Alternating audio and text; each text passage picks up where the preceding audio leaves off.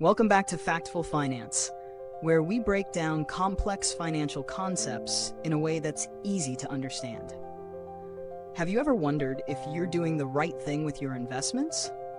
Or maybe you've heard about robo-advisors, but are unsure if they're a good fit for you as a beginner? Well, you're in the right place.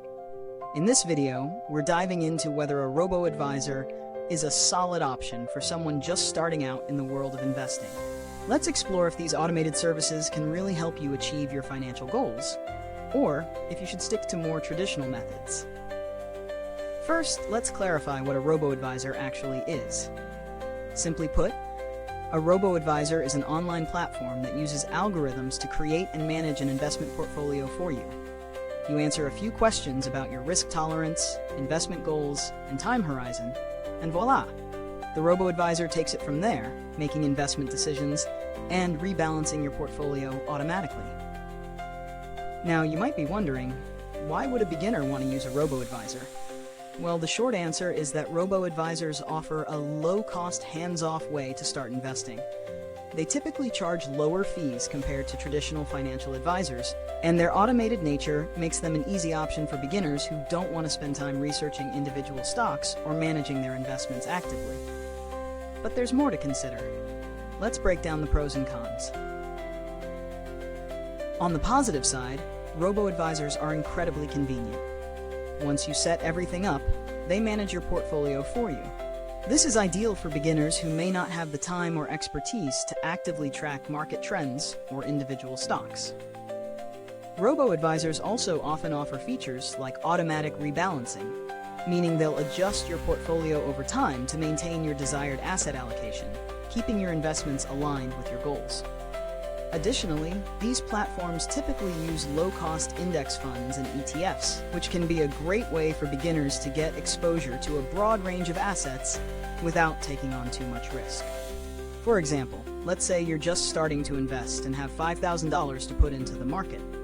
A robo-advisor will help you diversify that money across different sectors like stocks, bonds, and international markets, reducing your exposure to individual market swings. This strategy is one of the key benefits of diversification, which helps lower overall risk. Now let's talk about the downsides. While robo-advisors are great for hands-off investors, they may not be the best choice if you're looking for personalized, in-depth advice. If you have specific financial needs, like tax optimization or estate planning, a robo-advisor might not provide the tailored strategies that a traditional advisor could offer. And while robo-advisors do handle most of the heavy lifting for you, you still need to feel comfortable with the algorithm's choices, especially if market conditions change. Also, robo-advisors often don't allow you to hand-pick individual stocks or have much flexibility when it comes to your investment preferences. If you're someone who likes to get into the weeds with your investments and research companies or industries, a robo-advisor may feel a bit restrictive. So, is it a good option for beginners? If you're just starting out, looking for an easy, low-cost, and automated way to invest, a robo-advisor could be a perfect choice.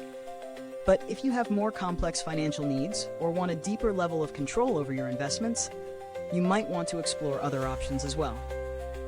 To wrap things up, let's remember, a robo-advisor offers convenience, low fees, and a solid way to diversify your portfolio without much effort. But it's not a one-size-fits-all solution. It works best for beginners who want to get started without diving into the nitty-gritty of investing. If you're ready to get started, consider using one of the many reputable robo-advisors out there, such as Betterment or Wealthfront. Take the time to review their services and see if their investment strategy aligns with your goals. Before you go, here's a quick disclaimer. The content in this video is for educational purposes only. For personalized guidance tailored to your specific financial situation, always consult a professional. Thanks for watching Factful Finance. What's the first step you're going to take towards becoming an investor? Let us know in the comments. If you found this video helpful, be sure to like, subscribe, and click the bell so you don't miss any of our upcoming financial insights. See you next time.